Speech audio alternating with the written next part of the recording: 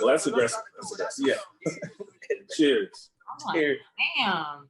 Cheers to you as well. Choice. Cheers. Yeah, I'm gonna edit that out.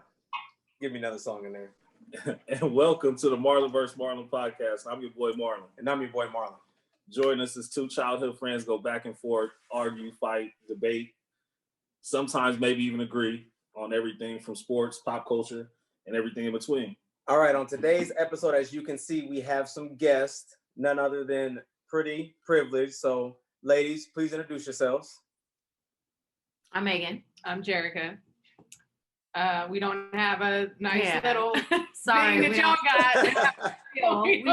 we just hop right into it. Yeah. I like it. I see y'all got the merch right away though. That's jumping off the screen. Yeah. Merch for sale. Come see about it. Yep. So where can anybody find your clothing, your content? Where can anybody find all your stuff? TV. Say it again. TV. Go ahead. Prettyprivilege.tv. Okay. Perfect. We're gonna definitely on the YouTube. That's gonna pop up at the bottom of my fine editing skills. Thank that. So today's episode, it's gonna be an all NBA episode. We were supposed to do this episode about a week or two ago, but we're just now getting into it. So let's get right into it. I mean, we're seeing teams somewhat start to form. Some are looking okay, some are looking bad. We might not talk about the Wizards just yet, but I'm gonna throw this to you guys. Is there a team that sticks out that you're impressed by thus far, or a team that you might be a little disappointed you need to see a little more from? You want to give the East? I was about to say we'll go East and West. East, I'm surprised by, but not really, the Hawks. I think they look really good. They're playing well. I'm not impressed with Orlando's 4-0 start. I'm just not. So I'm excited to see what the Hawks do. Toronto is last in the East, which might be a little disappointing, I should say. And then I would say I'm not disappointed in the Bucks only because I'm not like a huge Giannis believer like that, you know? Me neither. Yeah, me three.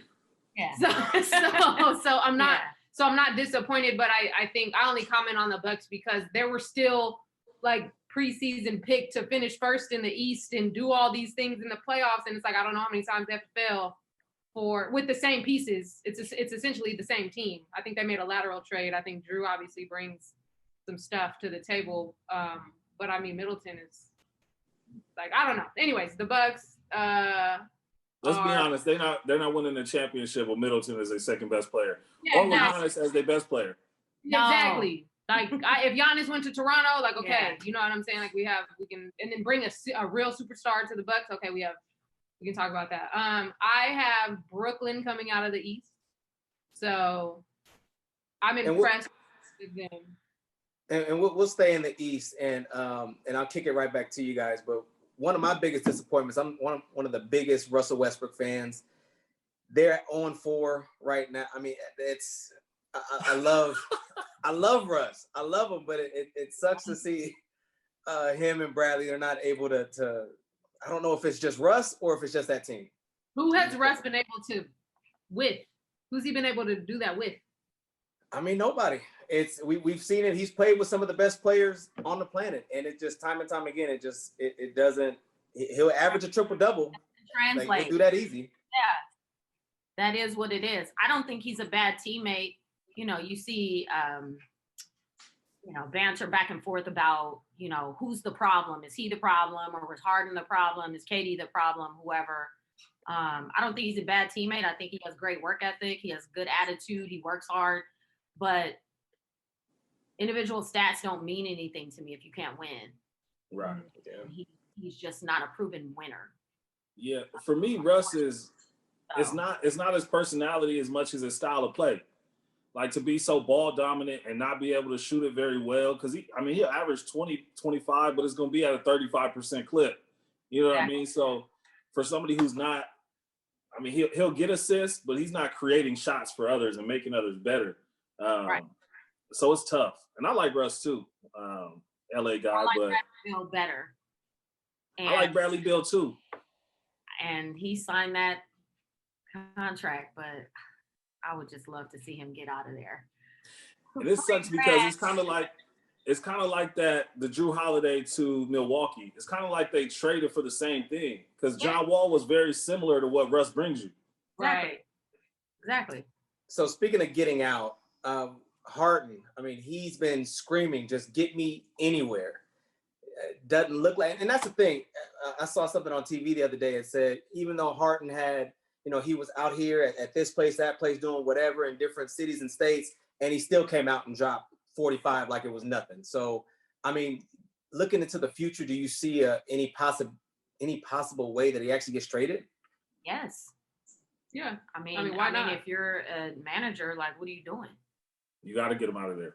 You got to get him out of there. Number one. Number two, for another team, like, I send don't know him what to Milwaukee. Pat Riley was doing. Like, him no, to the send him bus. to Miami. Miami was supposed to make that play. Once you saw what Giannis was doing, like, they were supposed to make the play, and they were protecting Tyler Hero. I'm like, okay, he had 137-point game in the postseason, and now he's like this phenom. Like, the kid is 19. If I'm taking James Harden, like, I don't. Right. No, I'm seeing what he's doing, and I'm like, yeah, I'm offloading all them kids can go. We got a man coming in. Okay, he go to the strip club. He don't come to practice. All of that. He out of shape, and he's still gonna come and he gonna give me those numbers. But I look at James Harden though, and I have to say, okay, he hasn't won either. And so, do I want to bring him into a system that's proven that, like, we can win with what we got? And I got Jimmy, so I'm gonna put what's his name? I'm gonna put Harden next to Jimmy Butler. Like, why do I want to finesse my locker room like that when we just won the Eastern Conference Finals? I don't know if I'd want to do that. That's a good point. But at this point, neither one of the teams have really won anything. You know what I'm saying? Because we gotta give James Harden a little bit of credit because he ran up in that buzzsaw that was the Warriors for the past 6-7 years, where wasn't nobody beating them. You know what I'm saying? So it wasn't like he wasn't on good teams or he didn't play well. I mean, but you're right. At the end of the day, he ain't win nothing. There wasn't nobody winning nothing. Because, see, I can't wait till we get to the West because. Let's go. Okay, so I'm not like a Golden State fan, but I feel like people don't put respect on Steph's name. And right. You don't? I know he don't. I'm guilty of it. Yeah. And so, you talk about having all these all-stars and this, but Steph was cooking them in those postseason games. You know what I mean? Like, he was cooking them. And even when Clay got hurt, you know what I mean? Like, he has proven that he can win, and Harden just hasn't. You know what I mean? Like, you closed them out in game 6. You know what I mean? Like, you game 6 them. So I think this conversation might be a little bit different if Chris Paul doesn't get hurt in that game 6 and 100%, gets to play. 100% Houston goes to the finals. But this is my only beef with Steph Curry is, like, this year, for example, I've always said Steph Curry's a bucket. Like, he's changed the game of basketball completely. Like, he gets that credit from me. But my whole thing with Steph Curry is people put him on, like, damn near Mount Rushmore basketball when really he had a 5-year run with a really, like, the perfect situation for him in his game. Because his first 4 years in the league, it was quiet. And we're about to see it again this year. He might average 30, but it ain't going to translate to the wins. He's going to be Russ. It's going to happen. I don't what agree makes with it a you. perfect situation, though? I don't agree with you. Doesn't he have a lot to do with it being a good situation? Exactly. Absolutely. But it definitely does help when you have all-stars around you too as well. So But I think we can't. And so, but hold on. But also, that whole team was developed. Yeah. It's not like they just went and picked and chose, like, oh, we'll take you and you. No, that's player development. That's ownership. Exactly. You know what I mean? I agree. They all came out the trenches together. So that 5 you years can't be more mad. like That 5 8 years is exactly 9 years. That's sweat equity right there. Yeah. No, I agree with the player development and all that. All I'm saying is with him and Klay Thompson on the court at the same time, there's no help, right? So you're not leaving Steph, you're not leaving Klay. And what Draymond does as far as facilitate the offense He gets to run around without the ball. They're both running off screens. You can't guard the screen, an on-ball screen or an away-from-the-ball screen the same as you would any other team in the league, because if you help, it's a bucket. If you got two guys coming together for a screen, what do you do? This takes away from Steph's validity. Right. I'm like, that doesn't make sense. That just lets me know even more that he is a bucket. Yeah. What takes away from his validity as soon as Clay's out or before Clay got there, it's a little bit tougher ball game for him. That's all I'm saying. Now you've got Kelly Oubre and freaking Andrew Wiggins, who neither one. First of all, they can't shoot like that, but they're in a new system. Like we're talking about whole brand new players. Yes. Exactly. You know what I mean? Like, nah, that's a little different. Of course, the spacing is gonna be different. And we're 4 games in. Me personally, I still have Steph as an MVP contender this year, and I have Golden State going to the playoffs. I had them go to the playoffs at the beginning of the year too, not anymore. Not after seeing them play together. I'll ask you guys this. How many rings does Steph have if KD doesn't go to Golden State? Come on, he man. only won one. Didn't he only win one with KD? He won 2 with KD. They won 2. You can't. Like, come on now. No, but this is. I guess this will help my point out a little bit better. Because it's all situational. Does KD stay? Exactly. Okay, see, like, you know what I mean? Like, that's all situational. So this is my comparison and part of my argument for Steph or against Steph, whatever. I love Steph, by the way. I present it this way. So Trae Young, right? Trae Young came in the league his second year, averaging 30 and 10. Who else was on the Hawks? Nobody. So that's never going to translate to wins, playoffs, or anything as long as there's nobody with them. And I'm not saying that Steph isn't an amazing player and doesn't have a great career. I would trade Steph's career for Trae Young's career in a heartbeat, right? But if you take away all that, take away Clay, like we're seeing right now. Does Steph still average 30 and 10? You take away Clay and nobody in the the beginning. Exactly. That's why do you take away Clay? Nobody. That's like saying Scottie Pippen. Say he was a nobody. Thank you. Come on. Still Scottie Pippen, right? Scottie Pippen was too, right? Yes. Okay, yes. But when you take him away, that's a big deal for Jordan and the Bulls. Okay, yeah, but it doesn't take away Jordan's validity. And it doesn't do that. Exactly. Like, it doesn't take Jordan off of Mount Rushmore. It doesn't take Jordan off of Mount Rushmore because of what Jordan did without him. Jordan was still scoring 60 and 50 in the playoffs without him. That's why. What did Jordan win without Scottie Pippen? A lot of playoff series and no championships. Okay. So what is Steph talking about?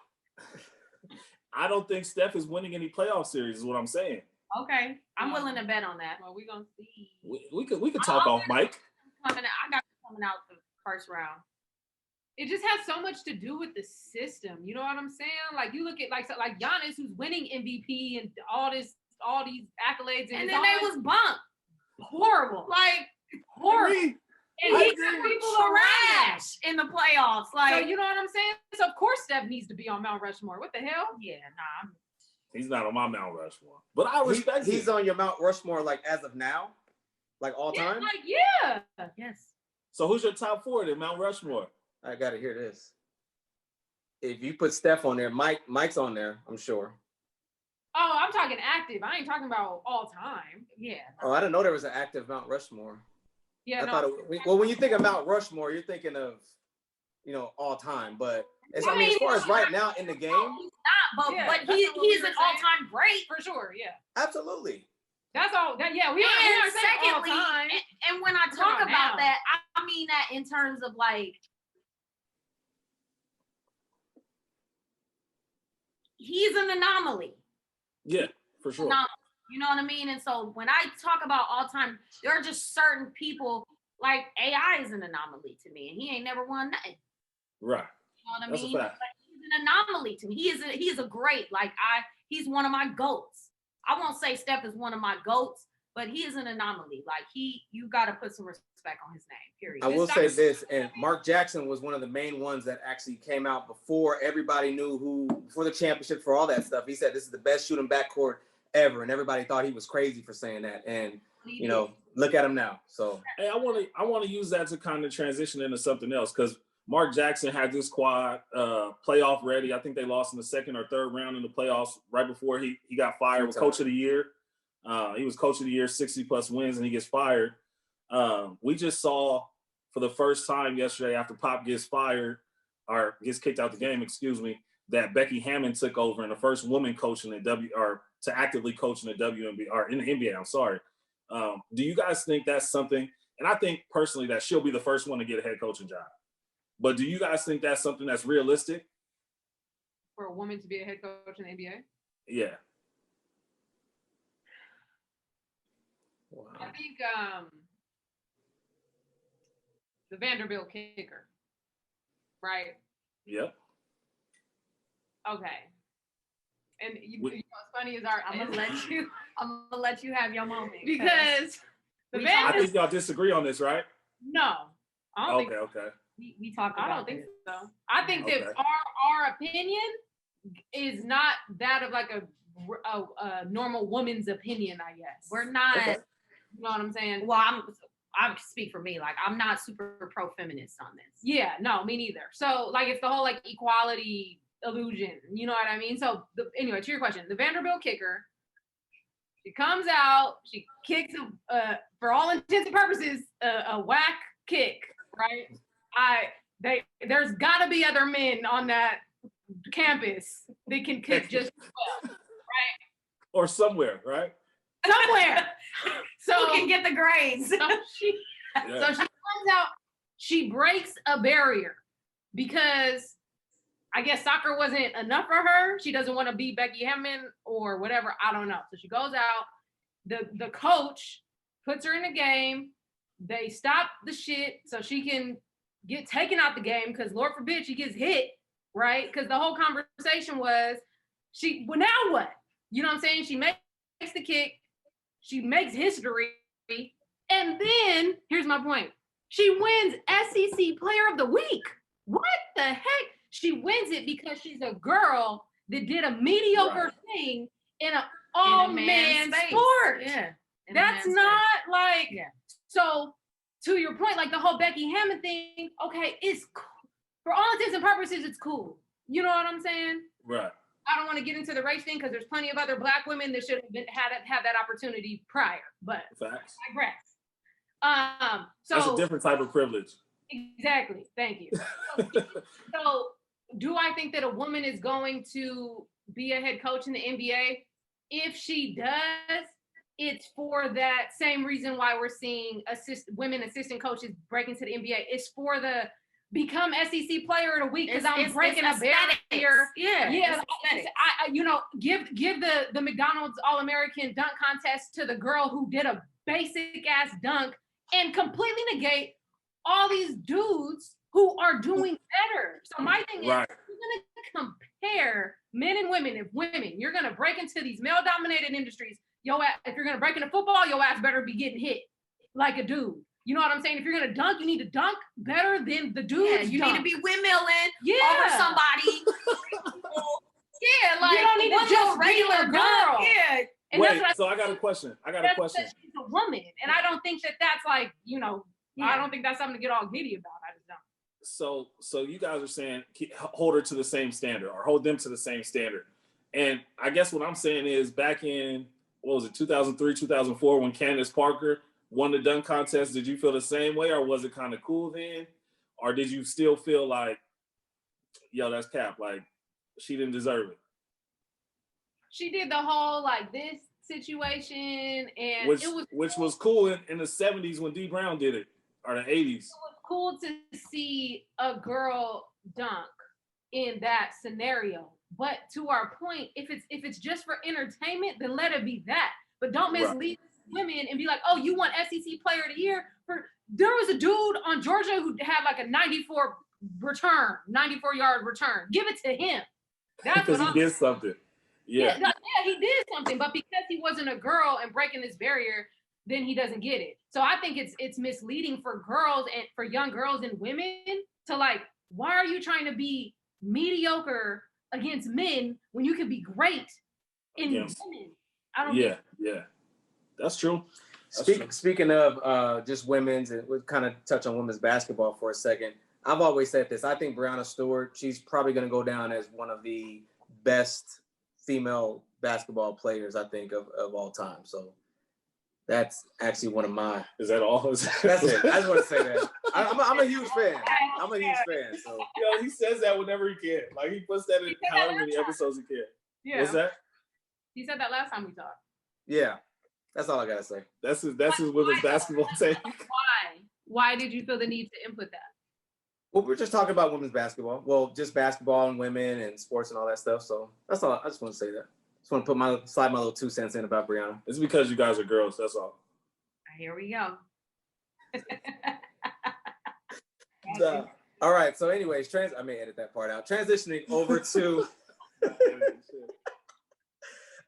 We all know obviously COVID is here and we're seeing a condensed NBA season, 72 games, a lot more back-to-backs than we've seen before. How do you think the league is handling it? Do you think they're doing okay? We've seen Houston started off the season with outbreaks and all that stuff. So how do you feel that the league is handling it thus far? I mean, they're managing it as best that they can. I think it's kind of weird for, we're in California right now and we're closed. Right. But there are fans, who were just recently at the Utah game. And so I think it's kind of weird state to state, those different guidelines, because you can't control them. And right. That can increase exposure and different risks and things like that. I find it awkward that people on the bench have on masks because. And then you're in the game. Body and your DNA, and then I go to the bench and I sit 6 feet apart. Like that to me is kind of weird, and I think it's just for aesthetics. But overall, I think it's been good. I think that they managed the bubble really well. They did a great job. Like their production staff did a phenomenal job of like incorporating virtual fans and just the way in which they integrated like the sound system and different sounding reactions to kind of make it sound more in game. So I think that's been pretty good, Yeah, and just to your point, like out here in Dallas, it's football obviously, but weekend out here, there's like what 25,000 people can go see the Cowboys play, which is crazy. Oh, yeah. And then wow, you guys are wide open. Y'all are but and so I got a question to that. Do you think come playoffs do you think they'll do a bubble is my first question, come playoffs? I don't know. Well, honestly, they may just because of the traveling. Yeah. I think that has helped. And then, my second question would be, so the follow-up to that is, if they don't do a bubble come playoffs, does it give some teams a competitive advantage? Say the Lakers are playing the Mavericks in the playoffs and the Lakers get no fans at their home game while the Mavericks can have 10,000 people in the stadium. Like that. And, so one game we're going in an empty gym and Luka gets to go crazy and doesn't have to hear anything. And then, LeBron comes to Dallas and he gets hecklers. He gets, they get the crowd behind them. And it seems like that's an unfair playing field. You know what I mean? I think, we've got the first round of vaccines rolling out. And so I think by then I'm like, Lord, please God. Yeah, I think by then let there be just from a money standpoint, sort of openness by, by May, April, May, June. The only reason why they started in Christmas is because they couldn't let that money go. Yeah, they just couldn't do it. They needed to have at least 72 games. So if there's a way for them to have fans, I think they will. Yeah.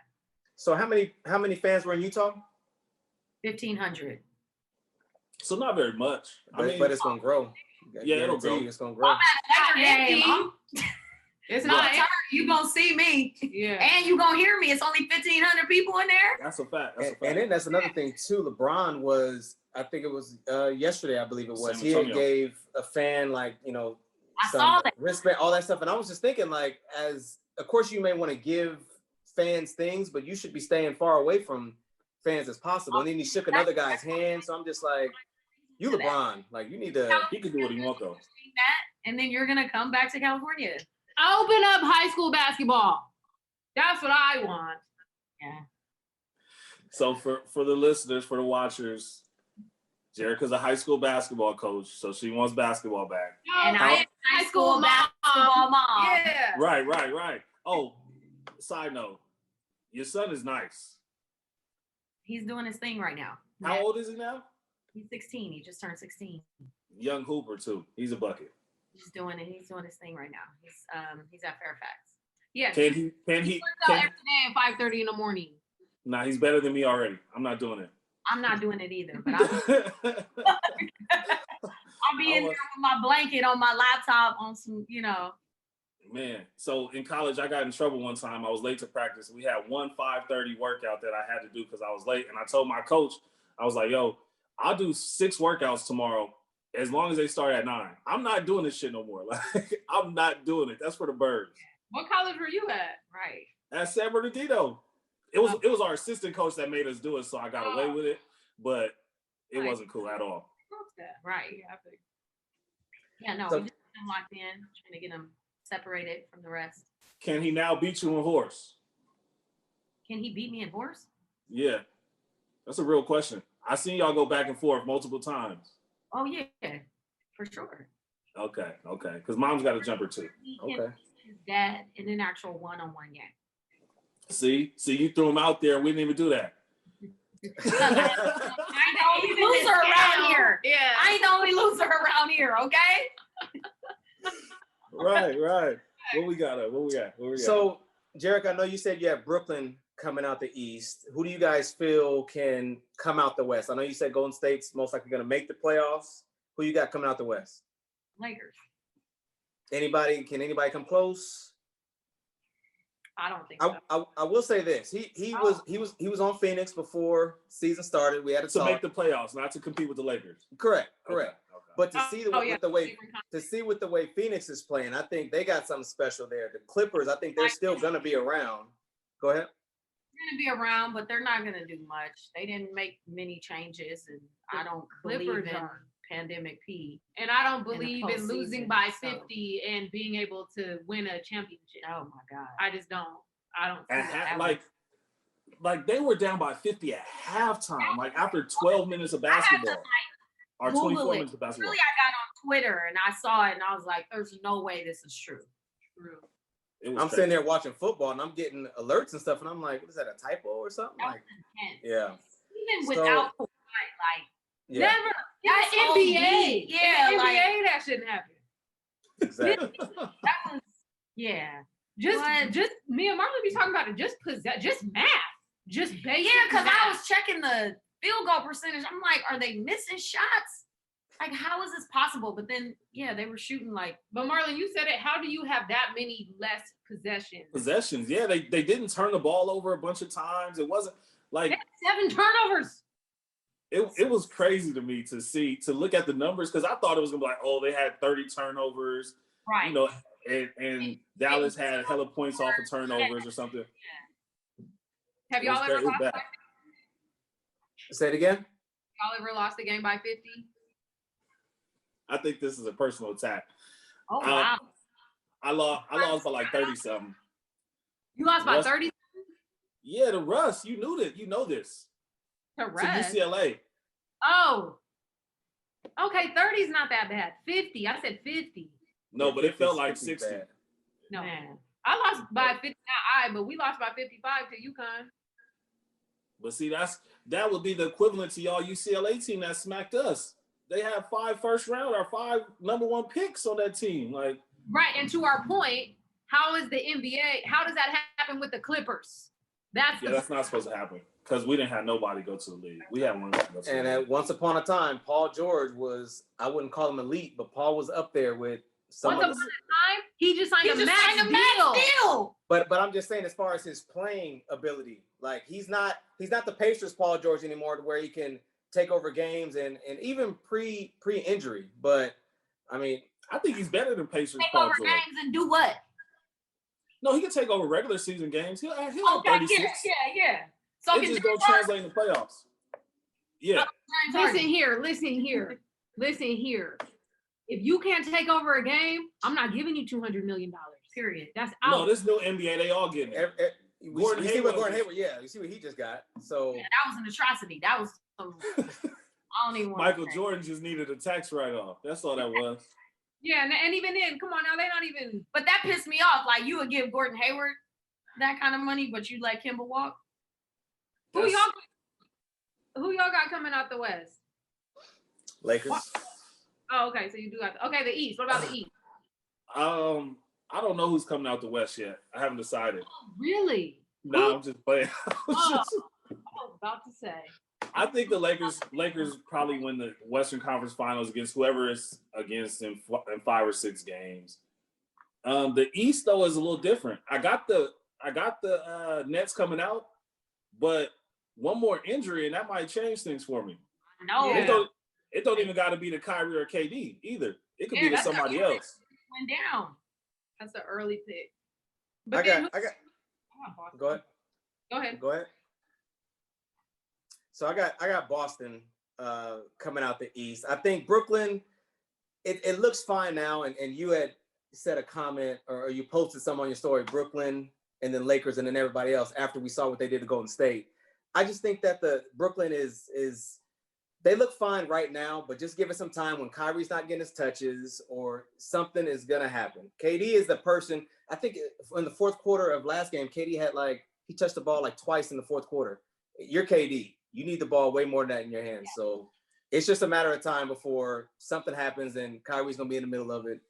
I think their biggest issue is defense. Yeah. Oh, yeah. Given 100, what was that? Almost 150 points they gave up? They have no wing defenders. They're just going to get exposed. Yeah.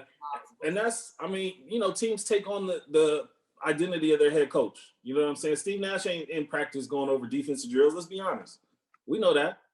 We know Kyrie still ain't playing no defense anyway. But they score 150 though. So if you can't score 150, it's gonna be a problem.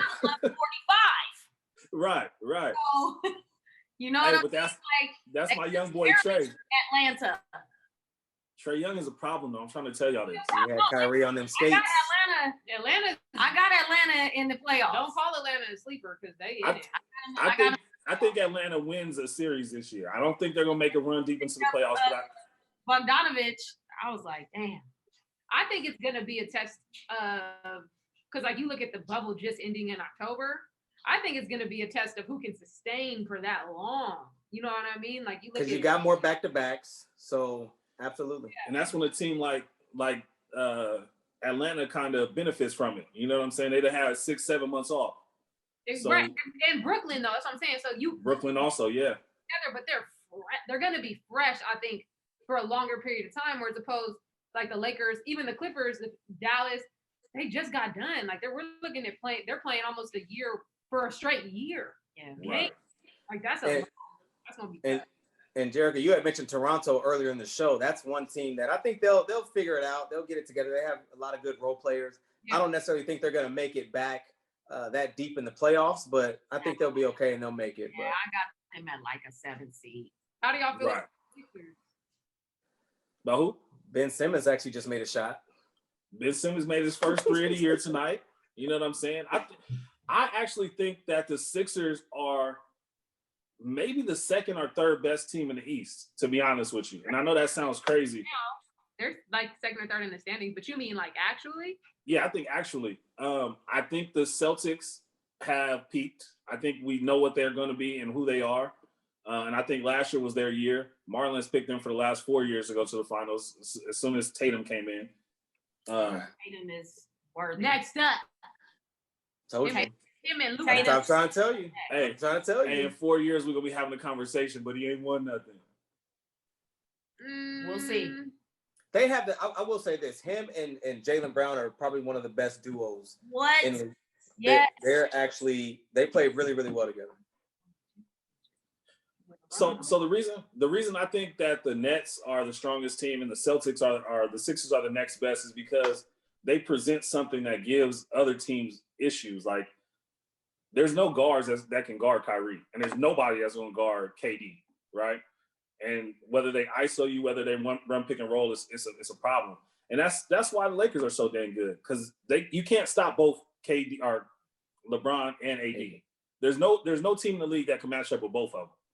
And I think the Sixers are the second best thing to that in the East because what centers are in the East? Who can guard Joel Embiid one-on-one? Joel Embiid is a bust to me. I'm sorry. He's a bust, and Jared Allen will protect the rim. He's a bust. Jared Allen's coming off the bench. He won't even have to guard him or play against him. And I don't think he's a bust. I do think he's a bust in terms of winning and expectations, but not necessarily in terms of production. Well, doesn't your production have to translate? Win? Yeah. It does. But that it's hard for a big man to translate into wins, to be honest with you. Big man's buckets don't translate to wins because he can't control the game.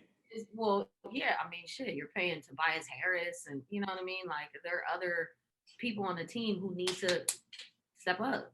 Yep. Yeah, I get and Ben Simmons has to make a big step this year too. I'm high on Ben Simmons, but he got to make a very big step. I'm like, fam, we it's taking a while. I think it's past. I do think it's past. It very well could be. I believe more in Boston than I do in Philly. Oh, facts. I like Boston too. I don't see them matching up well against the Sixers for the last 3 years. Well, yeah, against the freaking conference finals. So yeah, who they match up against though? The Sixers. What are we talking? We're talking about some kids, some teenagers. They can't even drink yet. They going to the Eastern Conference Finals. What are we talking about? So you don't think? Let me ask you this: you don't think them losing Gordon Hayward is gonna hurt them at all? Yeah, I think it does. He spaced the floor a lot for them, but he's not. He was hurt the first few rounds. They won without him, just like they was winning without Kyrie. Yeah. Because this is my only thing about this the Celtics over the past few years. We've seen them lose players, and like they replaced Kyrie with the young boy from Charlotte. What's his name? Rozier. Well, they lost Rozier. Right. So they keep losing these guys that I think really help them. Him on both sides was Al Horford. He should never have went to Philly. If he would have just stayed was a horrible, yeah. Boston, they could have cooked. Because now trash in Philly. Right. He's trash. That's the problem with having a big man run your organization. When you got Elton Brand making decisions, like why you can't play with 2 7-footers nowadays. It just don't work. Boston. Yeah, I thought that move never really made sense. But so looking at some of the young guys, we had mentioned young guys earlier. Is there a rookie or somebody in their second year that sticks out that when you look to the future, you're like, this guy's going to be a problem? In his first or second year? My top first or second year. My top 3, well, you said first or second year, so I'll take 2. We can go rookie. Let's just go rookie. LaMelo is going to... I like LaMelo. I think he deserves more minutes. James Wiseman is going to be big. Those are probably my top 2 right now that I can speak on. I'm huge on Melo too. I think that he fits well. He's gelling well with this team, and he's getting his. Now, whenever defenders start to get up in his grill, he's going to have to fix his shot. By the way, Lonzo, he worked on his shot. It's a lot better than what it was when he came into the league, but. I think Melo is he's pretty much doing it all. He's getting his assists, he's getting some points. So I do like Cole Anthony too as well. I think he's somebody else that a lot of people are going to sleep on this year because of Wiseman and Melo. So I think Wiseman is going to get Rookie of the Year for the sheer fact that he's going to get the opportunity in the minutes. Yeah, he's filling a void. Yep. You know what I mean? Melo's playing with a bunch of young guards out there in Charlotte. Same thing with Anthony and Cole Anthony in Orlando. They got a bunch of young guards that are playing and sharing minutes. You know what I'm saying? Wiseman don't got no competition for the minutes at the 5 in Golden State. So I think he's going to take that. Yeah. And I haven't seen anything from Anthony Edwards, to be honest. I'm glad he got his money. I'm glad he was the number 1 pick. But me either. That's I tough. watched him against the Lakers, and I was like, okay. I think I'm going to go. Minnesota don't do good drafting wings number 1 overall. Just period. We throwing saw that out there. Don't get me started on that, man. Wiggins with the young boy from Canada, the other young boy from Canada, Bennett or something like that, who they drafted number 1, never seen the floor. It's bad. I'm very curious to see what you guys think about Zion. Very, very curious. Zion went to work this summer, man. Or this He got better. He got better. He's losing a little weight. He got better. He's gonna give you. He's gonna produce. So He's he's gonna gonna give give you a double-double. He's gonna give you a double every night. Low double-double. He's good. He's Do- solid. Not a low double. He's gonna give you like 22 and 10. Well, that's why I'm not like 20 and 20. Yeah. Do you think I like to compare him to a young Blake Griffin? Do you think he develops at a better rate than Blake? Because we didn't see Blake really develop a jump shot or anything like that till he was almost out of LA. Well, yeah, you have to because that's just how the game is now, right? You know what I mean? Like you have to shoot. You gotta shoot the ball. Like that's why we're seeing teams move away or players even moving away from being like a true center anymore. You know what I mean? And even the true centers are shooting it. You see it with the Joker. Like yeah, Brooke Lopez and all them guys, yeah. Joel like, Embiid, he trying to step out. Gotta shoot the ball. Mm. Yeah, being 7 feet don't matter no more. That comparison is worrisome just because Blake Griffin is done. So that worries me about Zion. But I think that maybe, I feel like if Zion can have a long career, you know what I'm saying? Just like a solid long career. I think he's in a good spot in New Orleans with all these other pieces, like next to BI, next to Lonzo, you know what I'm saying? Mm-hmm. I'm glad that he's got better, and I think he will get better. I think if he loses more weight, like he's gonna be a force to record. I don't think he's ever gonna be the guy in the NBA. I don't think he's gonna be that. And I think that's what people anticipated him being coming out of Duke, just because he was dominant in college. But college don't always transfer. So I think it was Gilbert Arenas said this a couple weeks ago on a podcast talking about LeBron James, but I like to translate it to a couple different guys is LeBron will never reach the full potential of what he could have been because he won't have to. You know what I'm saying? His whole career, he's been so physically dominant, so much bigger than the people guarding him, so much stronger. I think that Zion is going to run into that same thing because nobody's going to stand in front of that kid. He's going to be able to get 20 points without having to have post moves or without having to really have a consistent jump shot. You know what I'm saying? And Blake Griffin was the same way. You won't have to have a skill set. Exactly. Giannis is another guy. He wins MVP and he doesn't have one like standout offensive skill. He's back-to-back MVP. It bothers me that he wins MVP. Like he should not have won. That really bothers me. And I love that he knows he's still not the best player. He's not going to call himself the best player. He's still able to respect LeBron in that aspect. But I did think it was funny that they break a record for the most threes, and he's the only one that didn't make a three. So I don't even want him shooting threes. Like, if I'm on his team and he's shooting threes, I'm looking at the coach like, bro, pull me out. I'm not doing this. Don't even try it because you couldn't, you know what I mean? You couldn't put us in the game at the free throw line. I'm not going to trust you. At the 3-point line? I mean, at the free throw line, yeah, I'm not going, what? No. That's a fact. yeah, so I think this is the last thing I got for you guys. I think LeBron has came out and said that he wanted to stay and play with Bronny whenever Bronny comes in the league. Do you guys feel that LeBron will last that long to be able to play in about 3-4 years now? And is Bronny one and done to make that happen? That might be a tougher question. I don't think it's a tougher question. Why? Because I don't think I think it'll be a PR play if he comes into the league, if he's one and done. Or if they change the rule by then. So that he could come out of high school. Yeah. Somebody will draft him. He's not going to come out of high school. I don't see it. I don't know. I got to see more from Bronny. I think you need a growth spurt. I ain't seen enough to know that he's one and done yet. You know what I mean? Like, he wasn't like his dad. I need to wait to see when he's like a junior. Yeah. I even look at D Wade's son. You know, he definitely needs to stay all 4 years. I mean, he needs to like you said, like there's only a few guys that come out looking like LeBron or Zion, and a lot of these guys are smaller, and you know we need to put a little weight on them. So Bronny is gonna get big. He's gonna have stature is much bigger already. Zaire is skinny. He's small. He's super undersized. At least Bronny is like 6'2", 6'3" already, and he's big. Like he's solid, built. Yeah. Yeah. So I think he'll get bigger and stronger. I'd like to see what he does in his junior year, maybe senior, and we can start discussing some things. But right now, I just don't think I can't say that he's one and done right now. Because this is the thing about Bronny is we haven't even seen him be the best player on the team, and that's not a knock to him because he plays on the team with some great guys.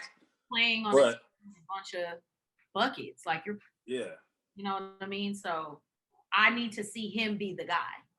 Right. I'll feel more confident, like, oh, okay, he'll probably go to Kentucky or something, kill it for a year, and then be out. Right. I think he's gonna have to work through the fame. Like, Definitely. I think his thing is gonna be more mental than anything else. Cause I mean, but anybody who goes to Sierra Canyon's got to work through that. No, but it's different for LeBron James' son. Oh, for sure. Like, you know, but hell, he got the name. Expectation is different. It's a spectacle up there. But yeah, but I understand that. But like, you got basketball. But I'm saying just like Jordan's kids, you have an expectation attached to you. Right. Like, but then that makes me wonder, like, does Hardaway's kids have that? Because they're no. Why don't they? Because Hardaway wasn't LeBron James. Wow. Hardaway was nice though. We're not gonna be mean. Yeah, Y'all let me talk about Steph. He wasn't He was a LeBron. problem. Is Hardaway on Mount Rushmore? No. If we're talking point guards, I might get him close. He might be like, oh, no, he wasn't. I'm lying. I'm like, cut it. Ah, No, that's tough. And like seeing Jordan's kids and like witnessing how they had to maneuver through just strictly being Michael Jordan's son. Yeah. I think to have to maneuver through being LeBron James' son, having a basketball expectation because he plays basketball, he got the figure, he's at a prominent high school, he has all these things. It's going to be mentally, can he do it? Does he have the desire to really do it? You know? Well, the thing about Jordan's kids were, like, they both went to D1 colleges and played D1 basketball. They didn't play like super big minutes, but that's not a bad thing for a lot of high school kids. Like, they would have loved that situation, but because, to your point, it was Mike's son. I remember one of his sons, it was a shit show just because he was at, I think, Central Florida, and they were Adidas, and he was like, nah, you know who my dad is? I'm not wearing Adidas. Like, yeah, he's like, I'm wearing my Jordans. If y'all can't get with it, it's fine, but I'm not wearing Adidas. And what happened? He wore his Jordans. And he stayed in Central Florida. Yeah. Right. It's just different. And like Jeff was a walk-on at Illinois before, but He was a walk-on. And he wouldn't have even, honestly, if he wasn't Jordan's son, he may not have even got that. Because the dude, all he could do, you know what I mean? So but I'm just saying, there's a whole bunch of other variables. Like, I feel like you have to factor in who this kid is. Like, you do. Just like if he's gonna be one and done, that's a lot of money. If you got a father and a son playing on the same team in the NBA, that's a lot of money for the NBA. It's tickets, yeah, for sure. Box office. It's TV time. It's everything. It's so much money just having there, even if he's not playing. Yeah. Where'd you want to go with that? So speaking of father and sons, I'm sure you guys remember of what your thoughts of when LeVar took LaMelo and Jello overseas. How do you guys feel, or what did you feel back then? And do you look at it now as it was a good move, looking at how Melo was playing in the league? Hell yeah. Bet on your kids. One thing that's been consistent, he always bet on his kids. He manifested everything and spoke everything into existence. And that is literally what happened. Like, you're a black father raising 3 black sons, and 2 of them go lottery. Not to the league, they go lottery. That is hard to do. That's unheard of. That's hard to do. I'm trying to get 1 just D1. You know what I mean? Like, he got a lottery. You know, that's hard to do. And 2, you know, we talk about just athletes being commodified. Like, run me my money. Period. Run me my money. And so, yeah, no, I'm not about to go to the NCAA and get y'all paid off my backs. Get endorsements off me. I can't even shit. If I don't come from a prominent household, I'm struggling just to get my shit. Then the NBA, then the NCAA probably gonna be, you know, looking at me. You know, look what they did to Wiseman. You know what I'm saying? Like, just to move to a state. Now I got a microscope under me. You know what I'm saying? Like, pay me my money. And that's why if they don't fix that one and done rule, you're gonna start seeing more kids go down under, or they gonna go to the G League like Jalen Green. Yeah. So I got one thing to say about that, and then I'll bring it to what I think will be our final topic. But I think that LeVar Ball is crazy. and I love it. But I think he needs to be spoke of with the Archie Mannings, with the Holiday parents. Like you'll never hear those two comparisons, or with JJ Watt and Derek Watt and their family. Like what he did coming from Chino Hills, he wasn't in LA. That's another thing people sleep on. Like Chino ain't no hotbed, and you guys know, you guys are from Southern California. Nobody came out of Chino Hills before. Like Kawhi came out of Riverside, which is a little bit different. You know what I'm saying? But it's not Chino. So Chino Hills on the map, and then now look at Big O. He's in Atlanta. You know exactly. Yeah. Exactly. And then so that takes me to this next point that we finished our last podcast on. Booger McFarland, is that his last name? He talked about kids, especially black kids, coming into the league. In the NFL, he was talking about, but I think this applies across sports. So he said that kids are too focused on building their brand as opposed to becoming the best players they can be. And he used Haskins, the quarterback that just got released from the Washington football team, as the example. So my question to you is, because like you said, the NCAA isn't letting you profit. Yeah, you can go sign autographs for $300, but that's not getting you nothing in college. Yeah, you can take pictures and get a couple bucks, but you're not making any money. You're not dipping into that $1 billion industry. And even when you get into the league, whether it be the NFL, the NBA, Major League Baseball, you're not seeing, outside of your salary, the real business behind it if you don't market yourself the right way. So what's your question? What's the question? My question is, do you guys think that people need to focus on a brand and their business outside of sports? Or do you think that's a distraction from what most people think is the goal of being the best player you can be? I think being the best player you can be is being a holistic individual. So as a player, the earlier you can understand that you are a business, the better, because someone else is looking at you like a business, and it's usually the white rich people looking to bring you under their umbrella so that they can make money off of you. So I think that the agent, the investors, all that. Yeah, easy. They're plotting on these kids in 8th grade, 7th grade. You know what I'm saying? And you don't see it, but it happens. And I think I think we do. I think we're doing a good job of seeing it right now with the kid Mikey Williams. Like they're getting to him early. He was just in a Drake music video. Like, and I know Drake. We've seen Drake with other, prep school stars, being around them, wearing their jerseys and stuff like that. But I don't think we've ever seen him in a commercial or a music video or something like that, we did with Mikey. We can see it now because it's legal. But what I'm saying is, people wasn't seeing it in the sense of it being public when he was in 7th grade. You know what I mean? But he also, Mikey has a hell of a team behind him, and they understand, like, they've been on top of his brand and his business from the jump. That's like, make no mistake, they know what they're doing. You know what I'm saying? And so, yeah, I do think that, because you can tell early on if a kid got it or if they don't. You know what I'm saying? Right. You got some late bloomers or whatever. But I think the more that we can educate our young men and women, especially the Black ones, to see themselves as a business and grow holistically as individuals, then yeah, absolutely. And while getting better at your game, but like that's part of it. That's part of the package. You know what I'm saying? Right. Like Meg said about LeVar, get your money. The education or whatever will be there, whatever that is. You know what I'm saying? And you'll get a real world education as opposed to geometry and geography. And that is the point, because you don't want to get swindled. You know what I mean? You want to know how to talk to the press, so you're going to have media training. Yep. You're going to, you know what I mean, make sure that you got the right financial backing and advisors behind you. You know, you have a solid team behind you that's going to take care of your brand. Your stuff before someone else comes in and takes it. Exactly. And leaves you 10% of your own money. Right. Or whatever. Your image or your likeness. Your intellectual property, like all that. Got a trademark. That's man, what? And I don't know. I think Meg said it earlier. Some people just don't come from that affluent background. Like, I feel like it's kids that come into the league whose parents, like a Johnny Manziel in football, his parents were doctors or something like that. Like he was well off before, so he just came in having fun. Like, he wasn't worried about being the best football player there was, even though he probably is one that should have been. Because he's like, if you're coming from a impoverished situation, you're just thinking about the bread. I'm about to buy my mom a house. I'm about to do this.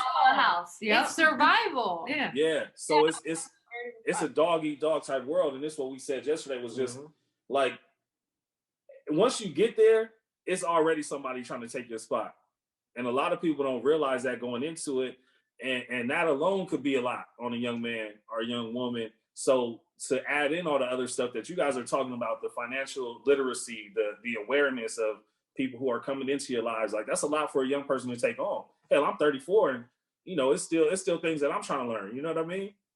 Oh yeah, right. But imagine if you want it done, and now all of a sudden you got millions in the bank, and you trying to, That's what I told this man yesterday. You give me $40 million at 19, I'm probably Dwayne Haskins. Let's keep it a buck. I'm not working out every day. I might work out every other day.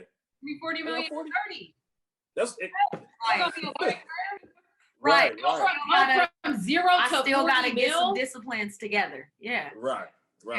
And I do, and I don't know if you guys listen to I'm an Athlete podcast, but with Brandon Marshall, and so I love them because they actually they preach to you about how the failures that they've had and some of the mistakes that they've had and things that they want to try to help young kids how to control their money. And that's one thing that I love is we have certain people and certain platforms out there that are able to, just to share that knowledge about, because they didn't have people in their ear to tell them, oh yeah, do this, invest, do this, do that. So the fact that we can get that from some of these podcasts, from some of these athletes too as well, I think is amazing.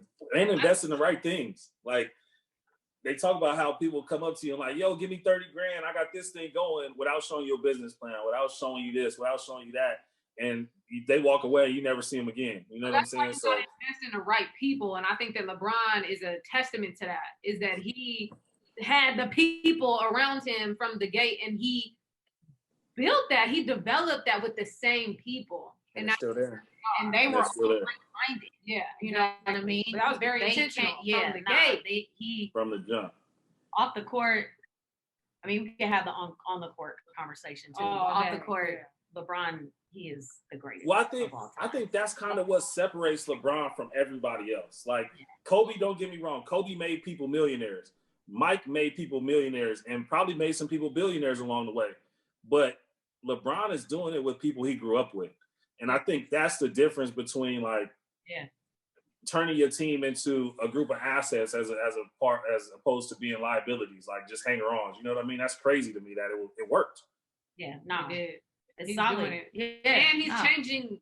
He's impacting the next generation. You know what I'm saying? Right. Like, if you graduate from his school, you get to go to college for free. Well, let's talk about this. If you go to a school, your family gets to live for free. Yeah. Your basic needs are met, and so you can actually focus on being a better student, right? Working, and your parents can be more present for you. Exactly. They're not all about built environment, working multiple jobs to live in poverty and exactly. No, so he's changing. He's changing of lives. Yeah, exactly. He's changing systems. Exactly. This is a LeBron podcast. We're gonna talk. Episode LeBron. Oh, you love that? Yeah, don't you love LeBron? Yes, he does. I do, but I'm always giving him trouble because we had like 4 Kobe episodes so far, so I'm just messing with him. Oh wow, okay, I missed those. And rightfully so. I don't want you. He thinks I don't like Kobe for some reason, just like y'all probably think I don't like Steph now. You said you don't like. You don't. You don't.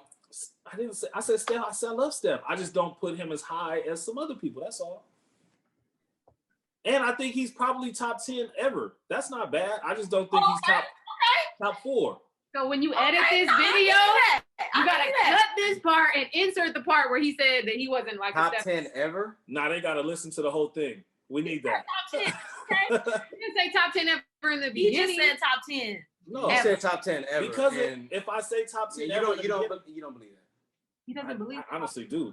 He's top 10 ever? Yeah, for the same reason. Well, Megan didn't say he was top 10, but for the fact that he changed the way basketball is played, like that means a lot to me. Absolutely. I don't know if that just seems contradictory to your previous dialogue. Well, if I say this in the beginning, we gonna run the tape. No, if I say this in the beginning, we don't get the content we got either. It's a lot shorter conversation if I say that. That's true. That is true. That's true. Yeah, but other than that, this has been amazing. Please tell everybody again where can people listen to your content when your content comes out? Pretty privileged. Where can people find your content? So real quick before we go, we have a question for you guys. Oh, we wasn't ready for this. When you hear the phrase "pretty privileged," what comes to mind? You want me to go first? Yes. Because I kind of have thought about this before, because I'm an avid watcher of the show. I love the show. But I think that when I first hear it, what I think of is almost the equivalent to white privilege for women mostly. I mean, but I think men get pretty privileged too. Don't let me just stop it there. But taking advantage of opportunities given, I think, is really what it is. And maybe opportunities that wouldn't be afforded if you weren't pretty. Okay. I'm gonna just keep it simple. Just privileged for looking good. I'm just keep it simple, just like that. Yeah. There are no wrong answers here. There are no wrong answers here. That's So when you guys thought of this concept, where did it come from, and how did you guys land on that name? Great question. We both work in male-dominated industries. You know, we've both been in sports for a while and things like that. And we would have a lot of the same experiences, just interactions, in and out of work. And, you know, conversations were just becoming the same. And so to your point, like, maneuvering through that, like what that looks like just in terms of what we can use to our advantage, what we're able to see from far away or anticipate, and, you know, kind of how that has affected, one, our ability to do our jobs, to our dating life.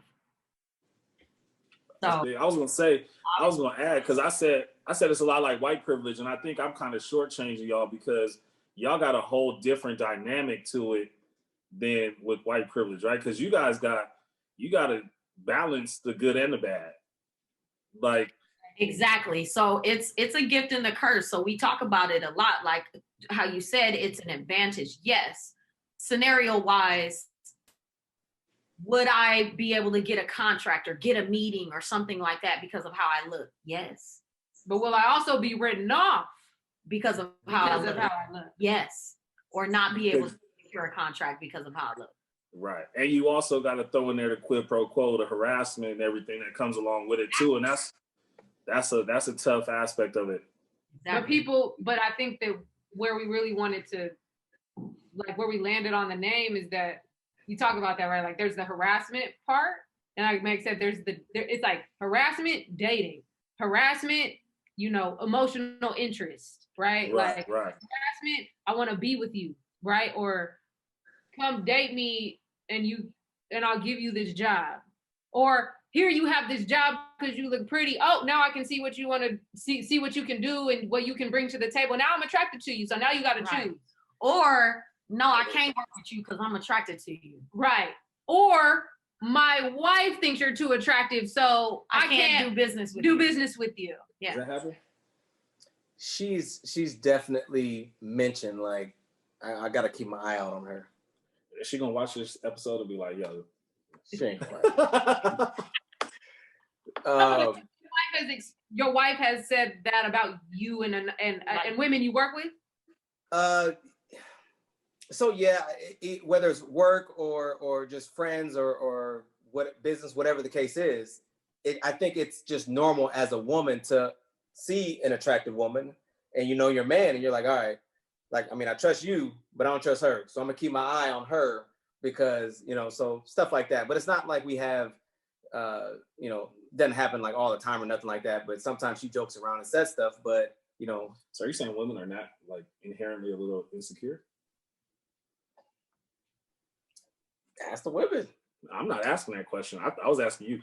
You said, are women inherently insecure?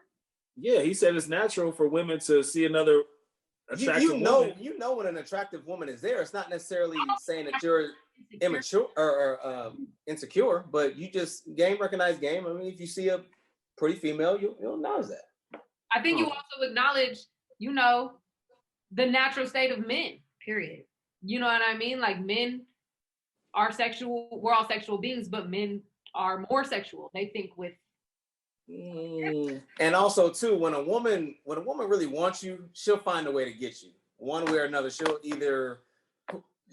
They're creative. As the single man on this podcast, I think this is where we need to end this topic. Because men, right? I'm like, listen. Men will find their way, regardless. They'll find their way. But if a woman, like, women can be sneaky, men can too, but women are good about it. Men, we're horrible liars, we're horrible cheaters. Y'all get caught. Yes, but a woman, she will find a way to cover her tracks. You won't see nothing. You won't find nothing. You won't smell nothing. They smarter than us. That's all. Exactly. And we dumb. That's why we get caught. We doing dumb stuff. So that's all. We could have said that from the beginning. Not that I be, Yeah, not you at all. Of course not. Not black men. We don't that was a way. That was a good way to like keep her out of that. But yeah, so it's our life that really we're capturing. Like, pretty privilege is our life that we're capturing in relationship, out of relationship. Being pretty, having certain privileges, not having certain privileges, or whatever the case may be. But we always find a way to tie it into sport. You know what I mean? Because the other part of that is everybody wants access to us because you guys are pretty and you know about sports. Yeah. And I think that's why I wanted you guys to come on this show too, is just because, being from San Diego and being from Southern California or whatever, and meeting, obviously knowing a lot of women from back home, there isn't very many that fit that category, right? That's why it's an anomaly to men. It's like, dang, you guys are pretty and you know sports. But moving down to the South and being in Dallas for the last couple of years, I've met a lot of women that are actually into sports. So I wanted you guys to come on this podcast so that, they can get a chance to see you guys if they watch the show, whatever the case is, and, add to y'all viewing, add to our viewing, game recognized game, like you said. And I think that'll be really dope for you guys. I don't know if you guys have ever like came out this way and kind of focused or did something out here, but I think it'll be a big hit. Like, I mean, football is He's trying to get us to make an appearance. Nah, I mean, just for y'all. Y'all ain't even got to come on the show if you don't want to when you're out here, but I think it would be good. Like, it's a lot of girls out here that are really into football particularly, but they love their Mavericks, they love their Spurs, they love their Rockets. Like, it's like a sports God family. Yeah. That's what I'm saying. Culture of That's Texas. what I'm saying. But we definitely want to appeal to women as well. You know what I'm saying? Like, if this isn't pretty privileges is like clickbait. You know what I mean? And the dialogue can be filtered around that. But essentially, we like to talk sports because we do anyway. Like, before we turn the camera on, that's what we're talking about. Yeah. Side note, I like y'all little intro too. I like that intro. Oh yeah. Oh, I was like, what sound is that? What is he talking about? Yeah. Anyways. All right. So once again, we appreciate you for coming on, and hopefully we can do this again in the future, maybe before the playoffs or maybe All-Star weekend or something like that. So by the way, is there any talks about when high school basketball could come back? Anything in the works? In California. In California, they said the season is supposed to start in March. There will be conference play only. But I'm not sure because we just haven't heard any other updates since. So I don't know. That's usually CIF time, isn't it? Yeah. Dang. Yeah, that was just something that was on my mind. I was just thinking about, because sometimes something is normally at least in the works, but we've seen. Yeah, so, because we were doing good, but then we had recent spikes, and so there are new stay-at-home orders that are put back into place now. So I don't know. We have no indication on like when the kids will return to school or anything like that. So we just don't know. And what about in Michigan? We're supposed to start practicing January 16th, can play as soon as January 22nd, and then playoffs would be the same and start March 8th. So it's like a super condensed, because they're trying to finish all 3 sports before July, or all 3 seasons, I mean. So it is just very safe to say. So let me ask you this. It sounds like California, and I know for my son, he's not in school at all. They're doing everything virtually.